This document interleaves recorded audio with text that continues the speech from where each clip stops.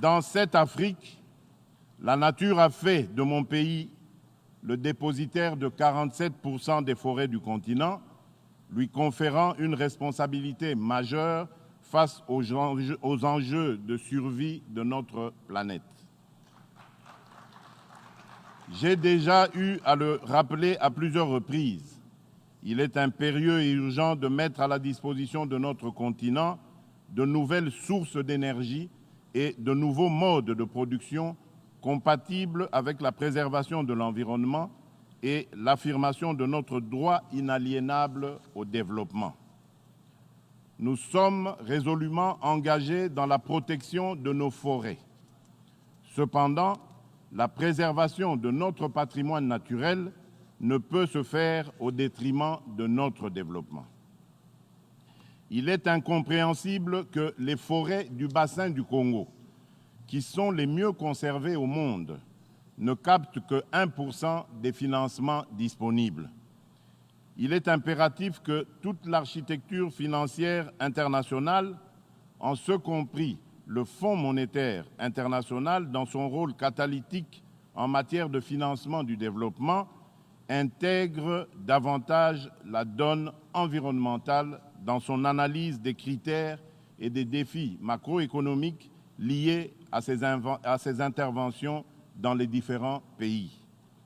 En ce qui nous concerne, conscient du rôle majeur de la République démocratique du Congo à cet égard, notre gouvernement a relancé le dialogue avec ses principaux partenaires sur les questions environnementales, notamment ceux réunis dans le cadre de l'initiative pour les forêts d'Afrique centrale.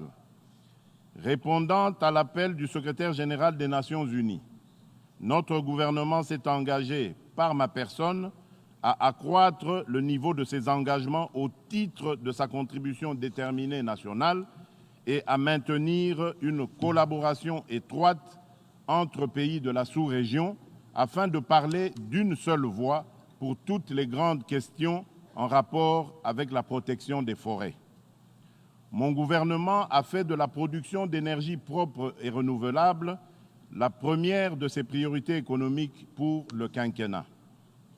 Nous pouvons, moyennant des investissements agressifs et une politique attractive de protection de ces investissements, passer de moins de 10% d'électrification actuellement à 60% dans les 10 prochaines années, faisant reculer très significativement la consommation du bois de chauffe.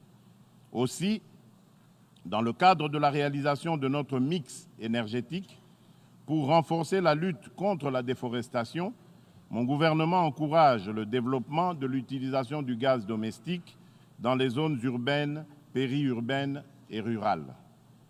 À terme, nous voulons être l'endroit de la planète où le kilowattheure électrique sera le moins cher, grâce à l'exploitation de notre capacité de plus de 100 000 mégawatts en hydroélectricité. Nous sommes disposés à encadrer davantage l'exploitation forestière et à étendre les réserves et parcs de protection naturelle afin d'augmenter notre biomasse et de protéger notre biodiversité. En revanche, cela ne peut s'entendre qu'avec, en contrepartie, la mise en œuvre effective d'une stratégie d'industrialisation éco-responsable concentrée autour des centres de production et de consommation et génératrice d'emplois pour notre jeunesse. Notre population, dont l'âge moyen est de 17 ans et demi, est à peine plus âgée que la jeune Greta et partage en partie ses préoccupations et ses intérêts. Mais comment nos jeunes vont-ils s'engager pour la même lutte quand ils n'ont ni eau ni lumière?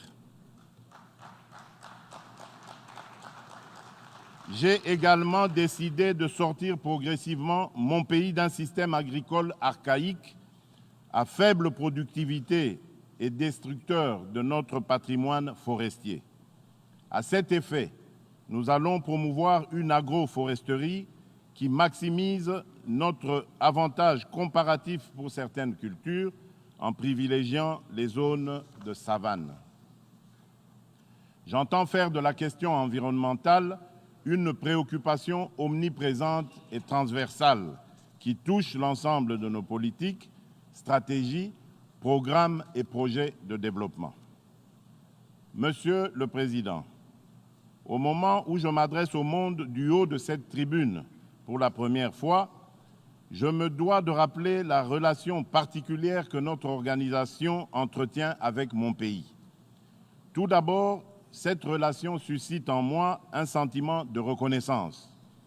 En effet, la République démocratique du Congo a souvent été au centre des préoccupations des Nations unies suite aux nombreuses crises qu'elle a traversées depuis son accession à l'indépendance.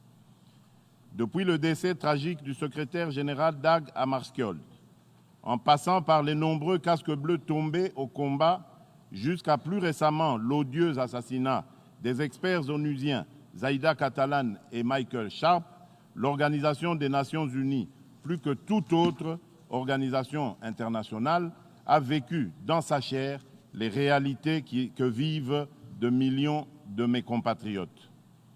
L'ONU et ses nombreuses agences ont également déployé d'importants moyens pour soutenir la République démocratique du Congo.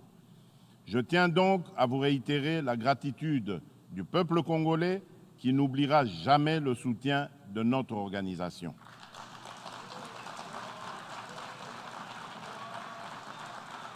Cela étant dit, je ne peux m'empêcher de regretter que l'histoire de mon pays soit si douloureusement liée à l'ONU qui, 24 années durant, sur nos 59 années d'indépendance, y a déployé une mission de paix. Pourquoi, malgré cette longue présence, la plupart des espoirs de paix et de développement ont été déçus? Au-delà des choix et des responsabilités internes, on ne peut pas observer le Congo ou l'Afrique en isolation du reste du monde et des intérêts des autres. Que serait la trajectoire du Congo sans l'assassinat de Patrice Emery Lumumba? Que serait devenu mon pays si on l'avait laissé poursuivre son apprentissage démocratique pacifique de l'après-guerre froide sans passer par le détour d'une guerre venue d'ailleurs? Et sans vouloir remonter aussi loin dans le temps, nous vivons chaque jour ces chocs d'intérêts qui expliquent le plus souvent la fragilité récurrente de la République démocratique du Congo. Aujourd'hui, le plus grand défi de la République démocratique du Congo est celui de la paix, la sécurité et la stabilité. Depuis notre investiture, convaincus de l'absolue nécessité de la paix, nous nous sommes engagés sans réserve en faveur de la réalisation de cet objectif en prenant en compte toute sa dimension régionale et internationale. C'est dans cette perspective que j'ai proposé en juillet dernier au 39e sommet de la SADC tenu à Dar es Salaam la création d'une coalition régionale à l'image de la coalition mondiale contre le terrorisme pour éradiquer le fléau de l'insécurité créé par les groupes armés d'origine interne et externe. À l'est de mon pays, nos forces de sécurité se battent au quotidien avec le concours de la MONUSCO, déterminée à éradiquer les forces négatives qui sèment la mort et la désolation au sein de nos populations. Certains de ces mouvements rebelles, notamment les ADF-MTN, opèrent par des actes terroristes conformes à leur appartenance à Daesh, ce qui constitue une nouvelle menace tant pour mon pays que pour la sous-région. Comme si les conflits et l'instabilité ne suffisaient pas, ces contrées de l'Est de la République démocratique du Congo sont affectées depuis une année par une épidémie de la maladie à virus Ebola. Compte tenu de la gravité de la situation, j'ai mis en place en mai dernier une cellule technique qui travaille sous ma supervision, composée d'experts de renommée internationale et dirigée par notre compatriote, le professeur Jean-Jacques Mouyembe, qui est celui qui a identifié le virus d'Ebola et dont les travaux de recherche ont conduit à la découverte du MB 114, une molécule thérapeutique pour le traitement de cette maladie.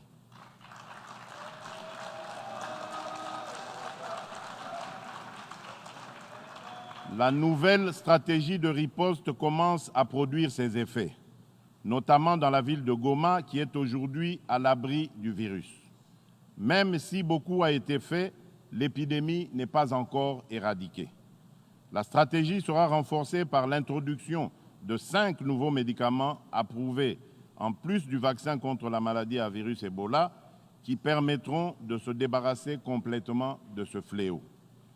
Je voudrais saisir cette opportunité pour saluer l'élan de solidarité qui s'est manifesté de la part de nos partenaires bi- et multilatéraux, notamment l'Organisation mondiale de la santé, l'Union africaine, l'UNICEF, le Programme alimentaire mondial, la MONUSCO et bien d'autres. S'agissant particulièrement de cette mission onusienne, en cette période charnière de son futur en République démocratique du Congo, marquée par l'exercice d'une revue stratégique, je voudrais tout d'abord réitérer les remerciements du peuple congolais aux pays contributeurs pour les sacrifices humains et matériels consentis jusqu'à ce jour en faveur de mon pays. Je note une convergence de vues avec le secrétaire général quant à l'urgente nécessité de réadapter la configuration de la MONUSCO à l'évolution de la situation sur le terrain en concentrant davantage les efforts sur les capacités d'intervention opérationnelle des forces onusiennes aux côtés des forces armées de la République démocratique du Congo.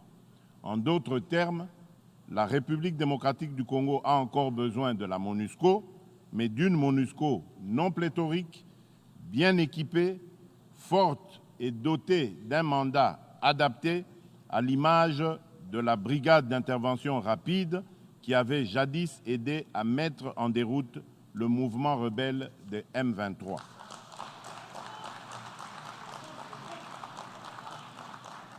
Monsieur le Président, à l'instar d'autres pays en développement, la République démocratique du Congo aspire à l'émergence. Nous sommes convaincus que notre pays, qui par sa position géostratégique se situe au carrefour des regroupements économiques d'Afrique centrale, d'Afrique australe et d'Afrique de l'Est, doit jouer la carte de l'intégration africaine comme moteur du développement et vecteur de paix entre les nations. C'est pourquoi nous avons soutenu le projet de zone de libre-échange continentale tout en étant conscients qu'il se mettra en œuvre par étapes successives. Ce processus passe inévitablement par l'harmonisation et le désarmement des barrières douanières. C'est dans cette vision que la République démocratique du Congo entend accélérer la mise en œuvre d'un programme de développement d'infrastructures à la hauteur de son immense superficie de 2 345 000 km² afin de relier le pays d'ouest en est et du nord au sud, de faciliter le transit des biens et des personnes et de libérer le potentiel agricole de nos provinces. Monsieur le Président, aujourd'hui, la République démocratique du Congo détient environ 70% des réserves mondiales des métaux stratégiques indispensables pour réaliser la transition énergétique et numérique qui s'impose à l'humanité. Plutôt que d'utiliser ces réserves naturelles de minerais comme source de rente monopolistique, mon pays se propose de s'ouvrir au monde en permettant l'exploitation réglementée de son sous-sol contre un accompagnement à l'industrialisation et à la production de batteries et de composants à plus haute valeur ajoutée. Le monde a soif de cobalt, de coltan et de lithium. Nous voulons des emplois industriels, de la formation et du développement.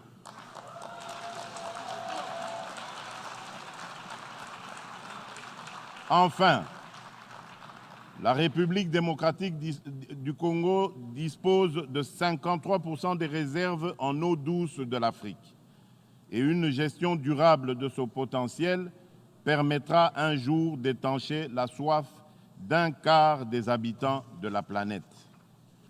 Monsieur le Président, nous vivons aujourd'hui une crise profonde de l'ordre international libéral.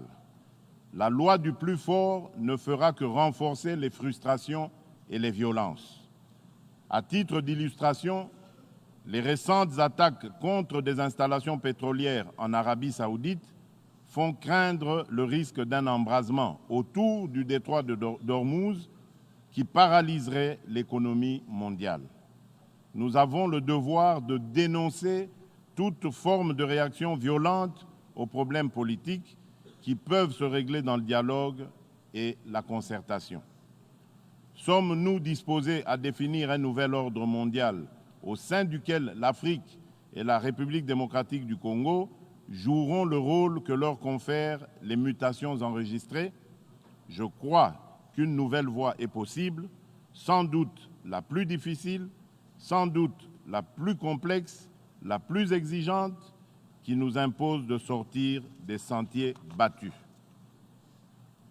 Monsieur le Président, mon pays, la République démocratique du Congo, qui venait d'organiser pour la 3e fois des élections démocratiques et apaisées, a eu le bonheur de vivre, pour la première fois de son histoire, une alternance pacifique et démocratique, alors que bon nombre d'observateurs brossaient un tableau plutôt sombre et pessimiste de l'issue du processus électoral. Cette victoire historique est avant tout celle du peuple congolais, dont les intenses sacrifices consentis au cours de ces dernières années ont été récompensés par l'aboutissement heureux d'un processus électoral à haut risque. C'est aussi l'occasion de remercier la communauté internationale, notamment les pays de la SADC, le Kenya, l'Égypte et les USA, qui, sans atermoiement, ont encouragé ce pas de géant accompli par mon pays dans le processus de construction d'un État de droit. Depuis mon investiture, je m'emploie à considérer cette avancée démocratique en garantissant l'ensemble des droits et des libertés. Personne n'est harcelé pour ses opinions. La République démocratique du Congo ne compte plus de prisonniers de conscience. Nul ne ressent le besoin d'émigrer pour sauver sa vie ou préserver sa sécurité du fait de ses convictions politiques ou de ses associations particulières.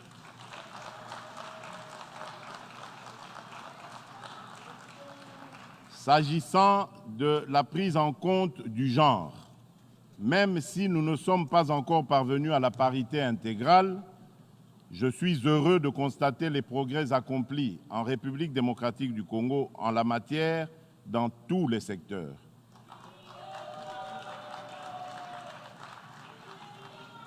En faisant passer le taux de participation des femmes de 6% à 18%, le gouvernement actuel a atteint le niveau le plus élevé de participation féminine de l'histoire de mon pays.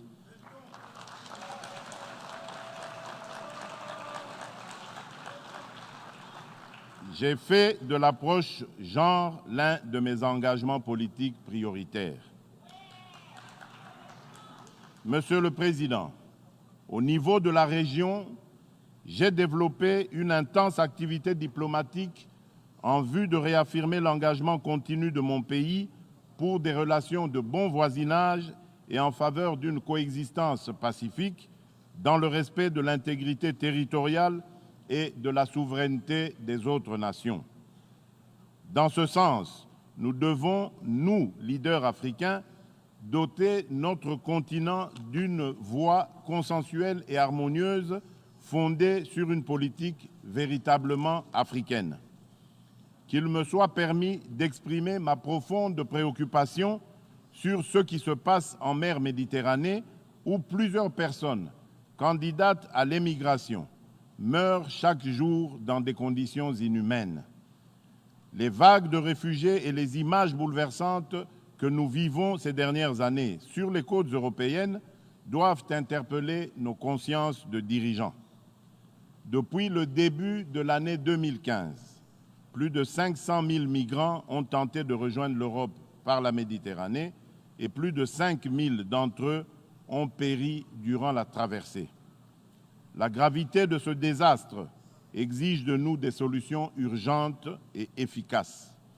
Le Pacte mondial pour des migrations sûres, ordonnées et régulières que nous avons adopté à Marrakech en 2018 est notre réponse à la crise migratoire.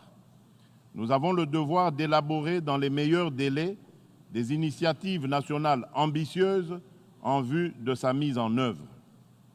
Mais notre meilleure arme, c'est d'agir en faveur du développement, de l'équité et de la stabilité partout dans le monde.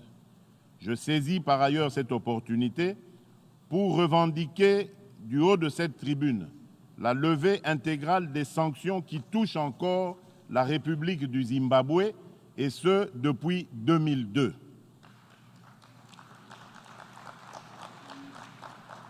Ces sanctions ne se justifient plus dès lors que le pays a ouvert un nouveau chapitre de son histoire et s'est montré ouvert à coopérer avec le monde. Le maintien de ces sanctions est injuste. Il entrave l'attractivité du pays aux investissements étrangers et il affecte non seulement le Zimbabwe, mais aussi l'ensemble de la région. Monsieur le Président, Mesdames, Messieurs, la priorité absolue de mon action est d'offrir une perspective de dignité à nos populations, de promouvoir la création d'emplois, notamment pour les jeunes, et de lutter contre la précarité et l'exclusion. Et cette Assemblée qui veut réduire les inégalités et construire un monde plus inclusif peut être le porte-voix de ces laissés-pour-compte. Le défi est énorme, mais ce qui fait de nous des humains, c'est notre capacité à trouver des solutions, même les plus improbables, lorsque cela s'impose. Je vous remercie.